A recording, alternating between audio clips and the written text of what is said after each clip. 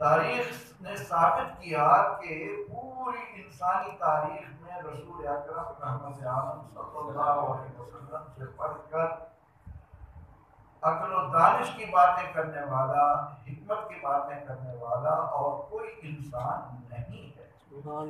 یہ متفق چیز ہے۔ بلکہ اس ضمن میں بھی میں تو طلباء کو یہ بھی سمجھایا کرتا تھا کہ اللہ رب العزت نے قرآن کریم میں فرمایا کہ من یؤت الحکمت فقد اوتی خیرا کثیرا، کہ جسے دانائی ملی اسے خیر کثیر ملی، جسے دانائی ملی اسے خیر کثیر ملی۔ تو جو دانائی بانٹتا ہو، یعلمہم الکتاب والحکمہ، جسے دانائی ملی اسے خیر کثیر ملی، بے شمار بھلائی ملی۔ لیکن آپ تو وہ ہیں کہ اللہ فرماتا ہے کہ میرا نبی حکمت بانٹتا ہے، دانائی تقسیم کرتا ہے۔ ایک ایسے انسان سے آ کر فرشتہ کہتا ہے اقرا، جو میں کہتا ہوں میرے ساتھ پڑھیے۔ کسی بھی کم دانشور کو، بہت تھوڑی عقل رکھنے والے کو، معمولی سوجھ بوجھ رکھنے والے کو آپ اپنے ساتھ بٹھا کر کہیں کہ پڑھو، تو وہ کہے گا میں نہیں پڑھ سکتا۔ یہ بات توجہ طلب ہے، خوب ذہن میں رکھنی چاہیے کہ ایک معمولی سوجھ بوجھ والے کو بٹھا کر کہیں نا کہ میں جو آپ کو کہہ رہا ہوں میرے ساتھ کہتے جائیں، تو وہ انکار نہیں کرے گا۔ اور ایک ایسا انسان کہ جس نے زمانہ جاہلیت میں ظلمتوں میں ڈوبے ہوئے معاشرے میں اپنے آپ کو دانا تصور کروایا، صادق اور امین ہی نہیں کروایا بلکہ فیصلے لوگ آپ سے کرواتے تھے۔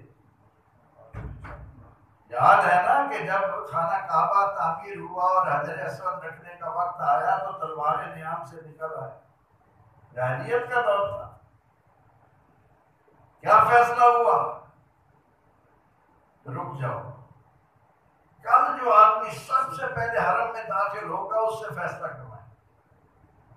بڑا مشہور واقعہ ہے، ہر ایک بچے کو جس نے 5 جماعتیں بھی پڑھی ہیں اس کو یہ معلوم ہے۔ تو حضور علیہ السلام سب سے پہلے داخل ہوئے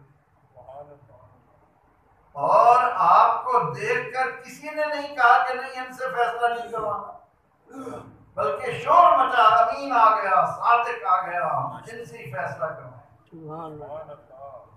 اور پھر آپ صلی اللہ علیہ وسلم نے کتنا خوبصورت فیصلہ فرمایا۔ چادر بچھائی، پتھر اٹھا کر اس میں رکھا، کہا دو ایک ایک نمائندہ، سب سے ایک ایک نمائندہ لیا، کہا اٹھاؤ چادر کو۔ پھر جب قریب لے گئے اٹھا کر پتھر کو وہاں رکھ دیا تو وہ تلواریں نیام میں چلی گئیں، سارا جھگڑا ختم ہو گیا۔ جو انسان اپنی سوسائٹی میں لوگوں سے یہ منوا رہا ہو اور ان کے پاس جبریل آئے اور کہیں کہ اقرا پڑھو، اور وہ یہ فرمائے ماں انا بقارئ، اور اس کا ترجمہ ہم کریں کہ پڑھ نہیں سکتا، نہیں، بلکہ آپ صلی اللہ علیہ وسلم یہ کتاب انقلاب اولاد آدم کو عطا کرنے والے ہیں۔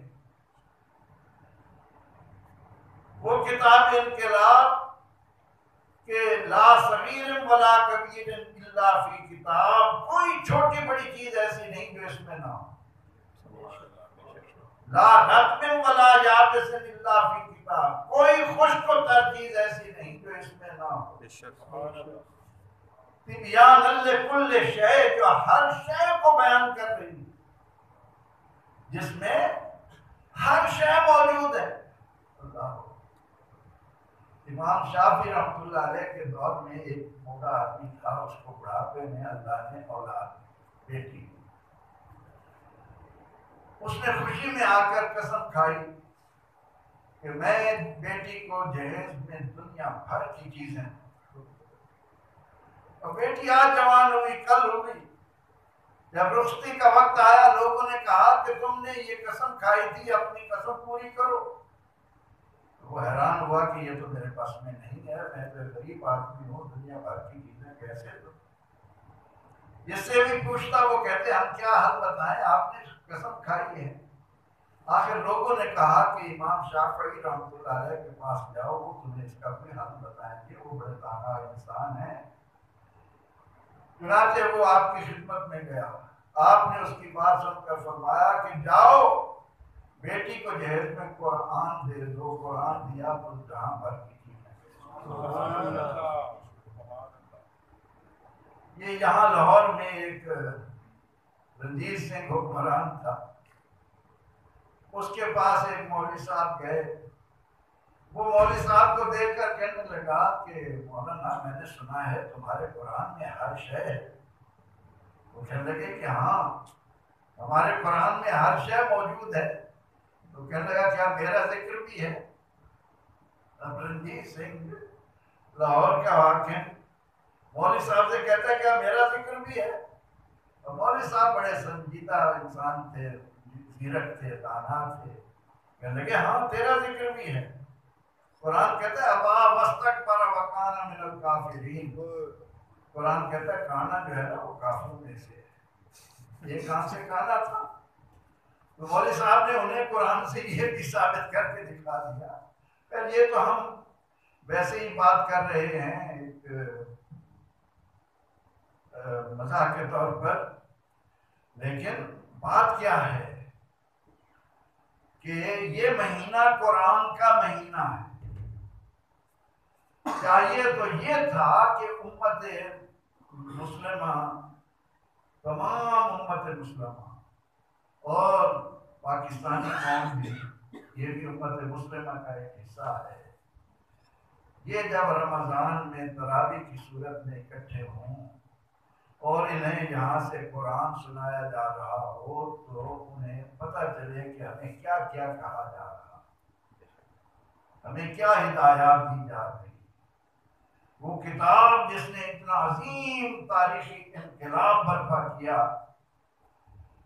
اصل تو ریاست مدینہ تک بنتی، لیکن یہاں تو حالت یہ ہے کہ مولوی صاحب قاری صاحب تیز تیز پڑھیں اور ہم یہ کہیں کہ بس ہم نے قرآن سن لیا.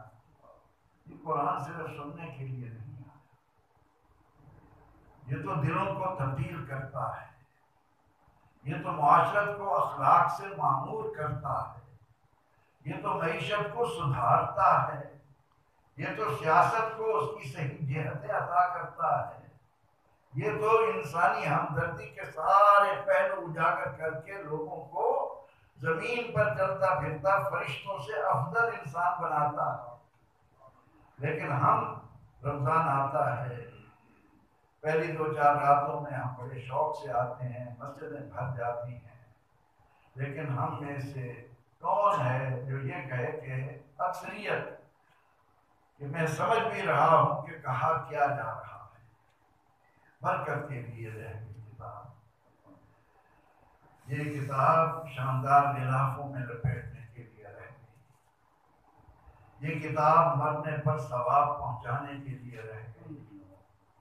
یہ کتاب عدالتوں میں قسم کے طور پر اٹھانے کے لیے رہ گئی. اس کتاب کا وہ مصرف جس کے لیے یہ آئی تھی وہ ختم ہو گیا.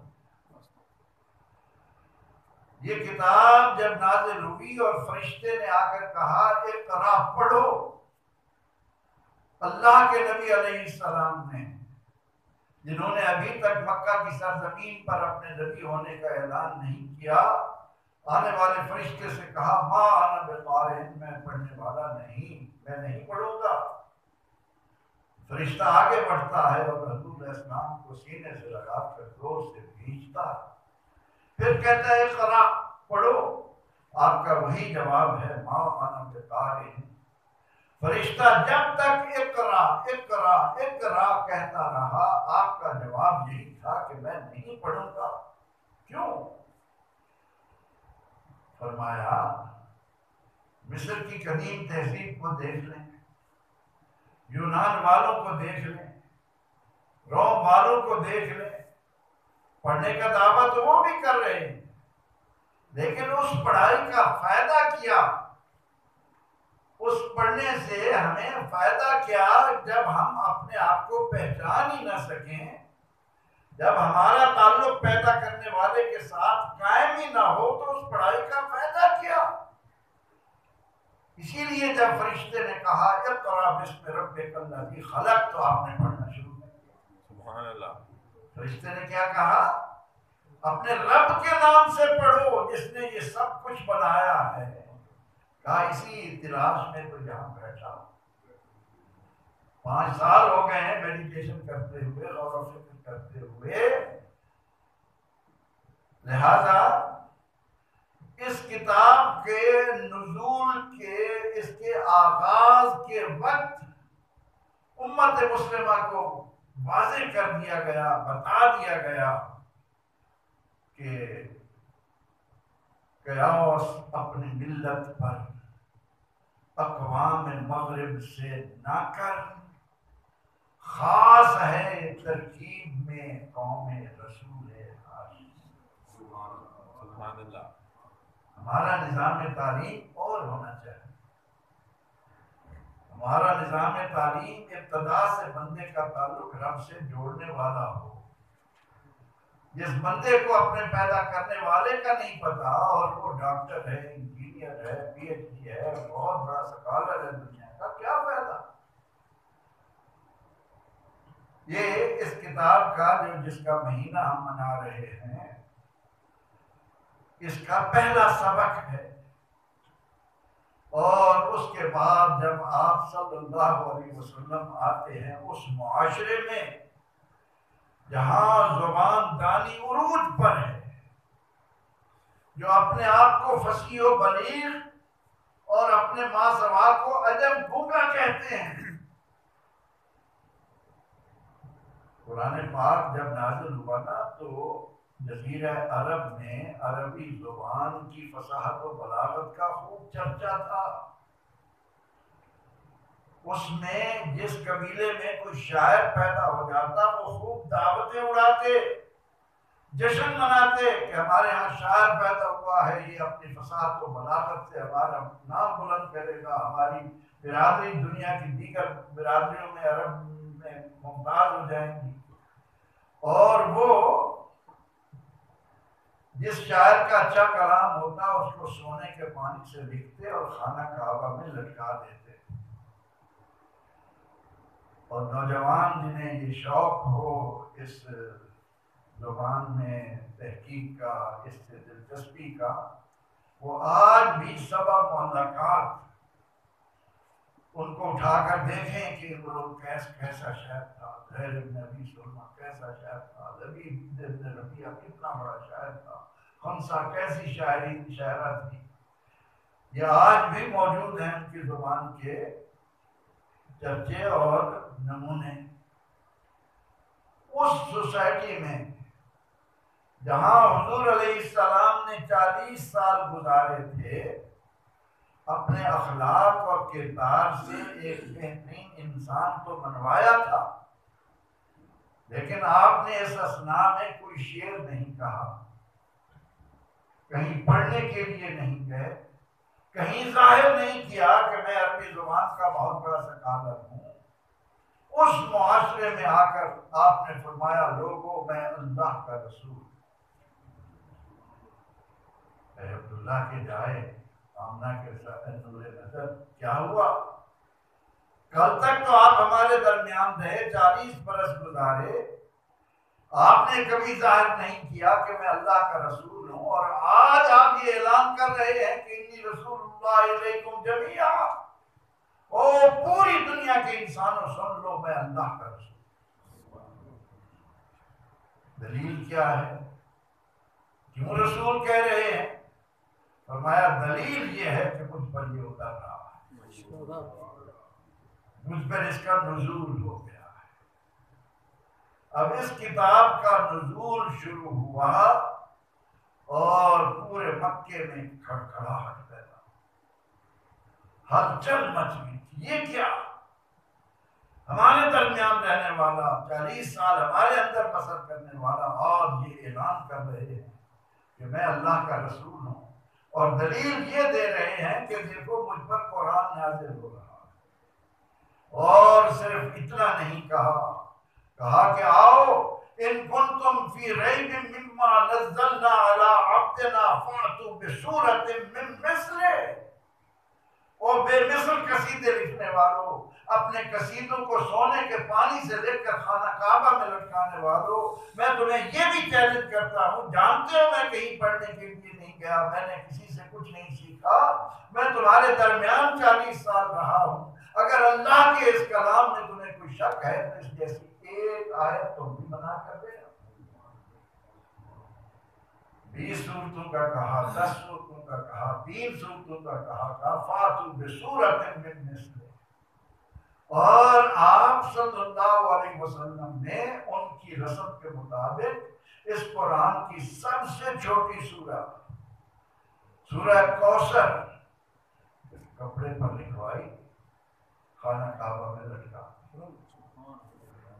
اب بڑے بڑے ان کے شعراء، ادباء، فصحاء، بلغاء آتے ہیں، نظر پڑتی ہے، حیرت میں ڈوب جاتے ہیں۔ آخر کار ان کے ایک شاعر کو کہنا پڑتا ہے، اِنَّا أَعْطَيْنَاكَ الْكَوْثَرَ فَصَلِّ لِرَبِّكَ وَانْحَرْ إِنَّ شَانِئَكَ هُوَ الْأَبْتَرُ۔ ما هذا کلام البشر، یہ کوئی انسان کہہ ہی نہیں سکتا۔ سبحان اللہ۔ یہ کسی انسان کے بس میں ہی نہیں ہے کہ وہ ایسا کلام کہہ سکے۔ مجھے ایک بات یاد آئی، پچھلے دنوں ملتان کے ایک پروفیسر ہیں اشفاق، انہوں نے 22 جلدوں پر قرآن کریم کا انسائکلوپیڈیا مرتب کیا۔ ابھی حال ہی میں ڈاکٹر طاہر القادری کا بھی آیا، لیکن اس کی جب یہ ایک تقریب ہو رہی تھی تو وہاں پر مجھے بھی مدعو کیا گیا۔ میں نے ایک بات کہی، مجھے نذیر غازی کہنے لگے کہ حافظ اشفاق ایک دن کھانا کھانے کے لیے بیٹھے تو کہنے لگے میں سلاد لے آؤں، اور جب سلاد کا ذکر آیا تو کہنے لگے کہ لانے سے پہلے دیکھو اس کتاب میں سلاد کا ذکر ہے۔ جب انہوں نے یہ بات کہی تو میں نے انہیں کہا کہ میں نے تو آگے نہیں دیکھا کہ انہوں نے اس کے بارے میں اتنے سے کیا لیا، کون سی دلیل دی، لیکن میرے جیسے ادنا طالب علم کے ذہن میں فوراً آیا کہ موسیٰ علیہ السلام سے ان کی قوم کہنے لگی، اے موسیٰ اِنَّا لَن نَصْبِرَ عَلَىٰ طَعَامٍ وَاحِدٍ، ہم ایک کھانے پر اکتفا نہیں کر سکتے، یہ کیا روز من و سلوہ کر رہا۔ اپنے رب سے کہو یمبت لنا، ہمیں وہ دے، مما تنبت الارض، لن نصبر علی طعام واحد فادع لنا ربک یمبت لنا مما یخرج لنا مما تنبت الارض، وہ نکال جو زمین سے نکلتا ہے وہ دے، کیا من بقلہا، سبزی ترکاری، وقصائہا ککڑی، فومہا لہسن، بصلہا پیاز، عدسہا مسور کی دال۔ میں نے کہا کہ اگر قرآن صرف اتنا کہہ دیتا کہ من بقلہا، سبزی، اتنا ہی کافی تھا۔ آج بھی آپ کسی بھی عرب ملک میں جائیں، جس دکان میں سبزی پر بکتی ہے اس کے باہر لکھا ہوتا ہے بقالہ۔ کیا لکھا ہوتا ہے؟ بقالہ کے یہاں سبزیاں بھی موجود ہیں، پھل موجود، اتنا ہی لفظ موجود تھا، کافی تھا۔ لیکن قرآن کریم نے کتنی تفصیل سے کیسی سلاد کی چیزیں بیان کی، اور اس میں اگر آپ پھول کو دیکھیں، لہسن کو، تو دنیا کے جتنے 7 سٹار 5 سٹار ہوٹل ہیں ان میں بھی آپ جائیں تو کھانے کی میز پر آپ کو لہسن کا پیسٹ ملے گا، جب بھی چھوٹی چھوٹی لہسن کی، کہ یہ جی بلڈ پریشر کو لیول پر رکھتی ہے۔ یہ قرآن کا اعجاز ہے۔ شہر رمضان الذی انزل فیہ القرآن، اور وہ جو بڑے بڑے عرب کے بلغاء، شعراء تھے، فصحاء تھے، علماء تھے، ان میں ایک شاعر تھا لبید ابن ربیعہ، اور اس لبید ابن ربیعہ کے بارے میں علماء کہتے ہیں کہ اس کا عرب سوسائٹی میں یہ مقام تھا، لوگ کہتے تھے کہ جو بات لبید اپنی زبان سے کہے اکتبوها علی الحناجر ولو بالخناجر، وہ تمہیں خنجروں کی نوک سے بھی گلے پر لکھنا پڑے تو لکھ لو، اتنا بڑا شاعر۔ لیکن اس کے سامنے جب پہلی مرتبہ قرآن پڑھا گیا، قرآن سن کر وہ ہکا پکا رہ گیا، اور بے اختیار اس کی زبان سے نکلا کہ واللہ ان لہو لحلاوہ، واللہ ان لہو لطراوہ، اللہ کی قسم اس میں تو عجب شیرینی ہے، اللہ کی قسم اس میں تو عجیب تر و تازگی اور طراوت ہے، ان اعلاہ لمثمرہ، اس کا جو ظاہر ہے لدا پھدا ہے، وَإِنَّ أَسْفَلَهُ لَمُغْدِقٌ، اور اس کے تہ میں جو کچھ چھپا ہے اس کا کسی کی عقل پہنچ ہی نہیں سکتی۔ مجھے نہیں نظر آیا اپنی اس زندگی میں کہ کسی بڑے سے بڑے مفسر نے کہا ہو، کسی بڑے سے بڑے مدقق و محقق نے کہا ہو کہ میں نے اس کے اسلوب کو پا لیا، اس کے معنی سے آگاہ ہو گیا۔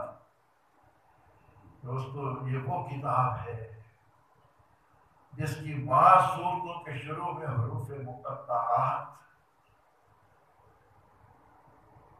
خوب اعلان کر رہے ہیں، اے عربی کے بڑے بڑے علماء، آؤ بتاؤ تو صحیح کہ ہم کیا ہیں۔ الف لام میم، الف لام را، کاف ہا یا عین صاد، یہ وہ حروف ہیں اس پاک کتاب کے کہ جن کی حقیقت کو سب پانے سے عاجز ہیں۔ اتنا ہی کہہ کر بنتی ہے کہ اللہ و رسولہ اعلم۔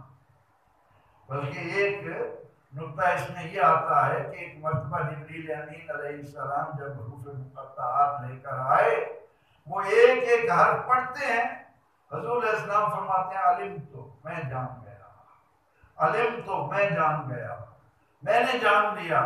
جبریل امین قرآن لانے والے کہتے ہیں یا رسول اللہ آپ نے کیا جان لیا، جبریل کو تو کچھ پتہ نہیں۔ فرمایا یہ میرے اور میرے اللہ کے درمیان راز کی بات ہے۔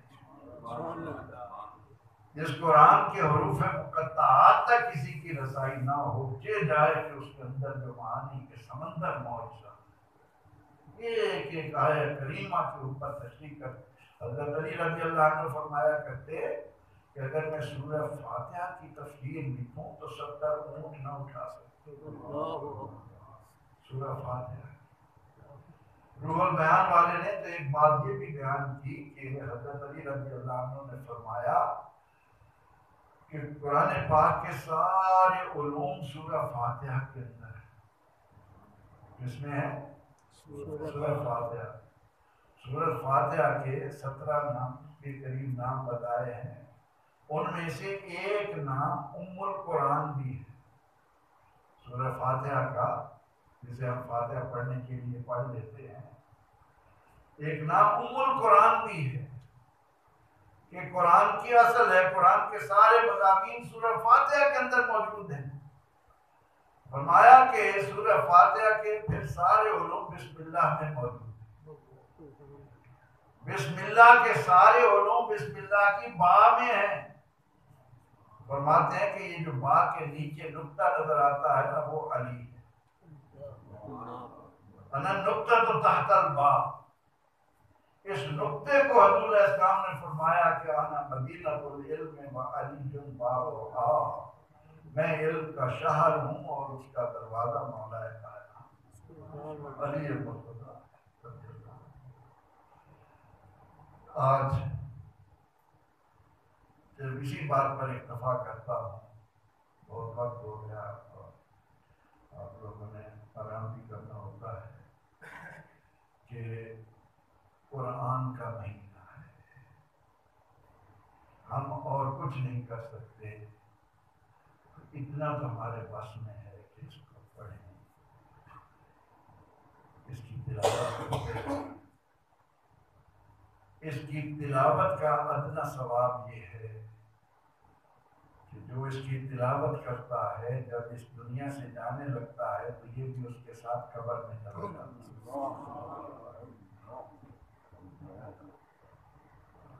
ہمارے علماء نے ضمن میں لکھا